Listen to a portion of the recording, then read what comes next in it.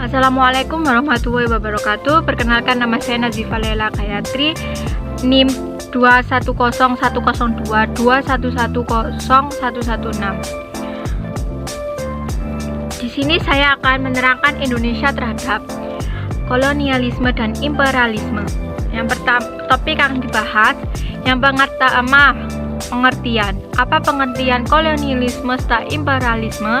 Yang kedua, latar belakang dari imperialisme dan kolonialisme. Yang ketiga, tujuan apa yang mereka inginkan ke Indonesia. Yang keempat, sebab bagaimana munculnya imperialisme dan kolonialisme di Indonesia. Yang pertama yaitu pengertian kolonialisme dan imperialisme. Kolonialisme berasal dari kata kolnus yang memiliki arti menguasai. Kolonialisme memiliki arti upaya sebuah negara untuk mengembangkan kekuasaan di luar wilayah kekuasaan. Kolonialisme memiliki tujuan mencapai dominasi kekuatan dalam bidang ekonomi, sumber daya alam, sumber daya manusia, dan politik.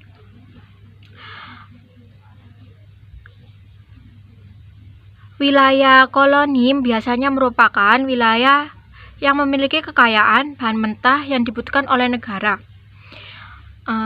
yang melakukan kolonialisme. Dalam kolonialisme ada kepercayaan bahwa bangsa yang melakukan kolonialisme jauh lebih superior dari bangsa yang dikoloni.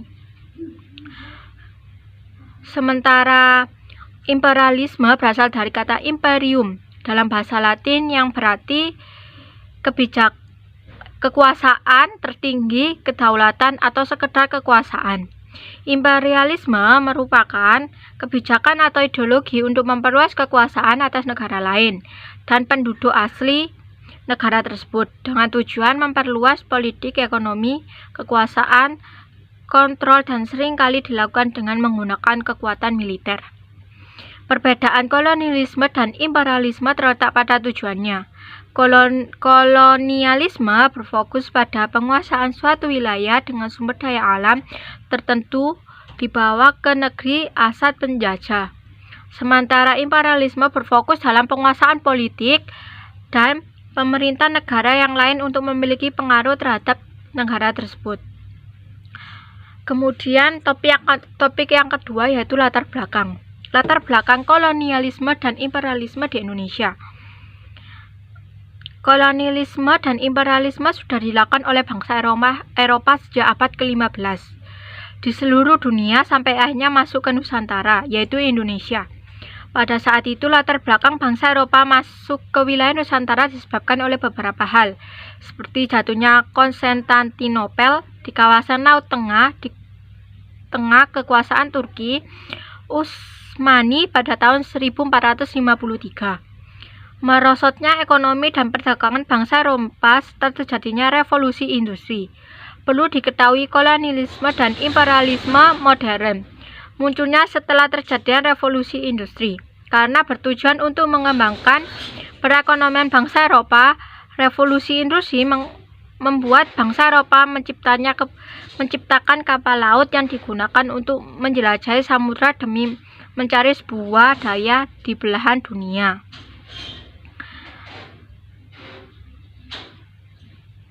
Kemudian dalam upaya tersebut, bangsa Eropa mulai menyebar ke seluruh dunia, sampai akhirnya kolonialisme dan imperialisme di Indonesia pun terjadi. Di sisi lain, kejatuhan Konstantinopel ke tangan Turki Utsmani pada tahun 1453 yang menyebabkan akses bangsa Eropa dalam mendapatkan rempah-rempah yang lebih murah di kawasan Laut Tengah menjadi tertutup dan membuat harga rempah-rempah di Eropa meningkat.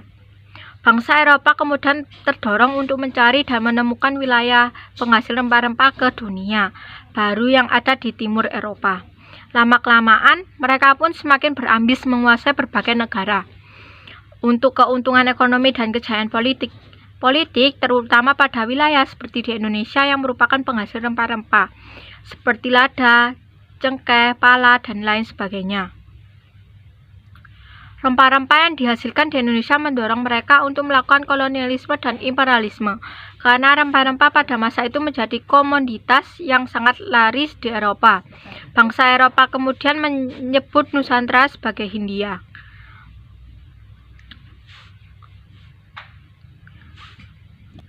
Kemudian yang ketiga yaitu tujuan. Apa yang mereka inginkan? Tujuan kolonialisme dan imperialisme. Kolonialisme bertujuan untuk mengurus habis sumber daya alam dari negara koloni untuk diangkut ke negara induk. Sedangkan tujuan imperialisme yaitu bertujuan untuk menanamkan pengaruh pada semua bidang kehidupan negara yang bersangkutan. Kemudian sebab terjadinya kolonialisme dan imperialisme. Penyebab pertama yaitu kebutuhan akan rempah-rempah. Yang kedua, adanya semboyan 3G. Yang ketiga, penyebab revolusi industri.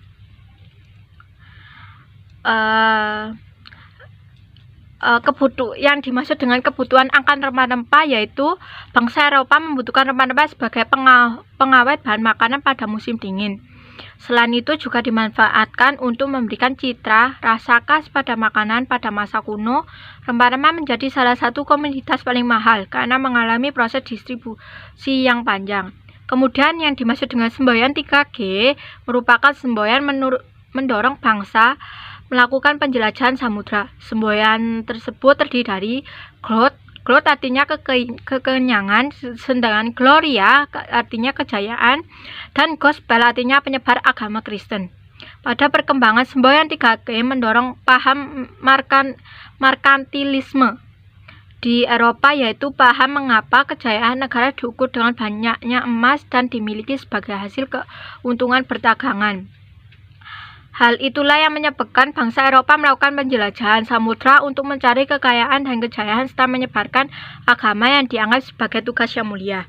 Kemudian yang dimaksud dengan revolusi industri yaitu fenomena yang muncul seiring perkembangan iptek. Revolusi industri merupakan perubahan secara menyeluruh dalam proses produksi yang ditandai dengan penggunaan mesin dalam kegiatan produksi.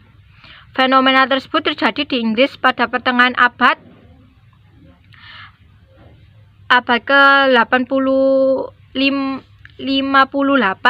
Revolusi industri menyebabkan bangsa barat memerlukan daerah pemasaran untuk hasil industrinya.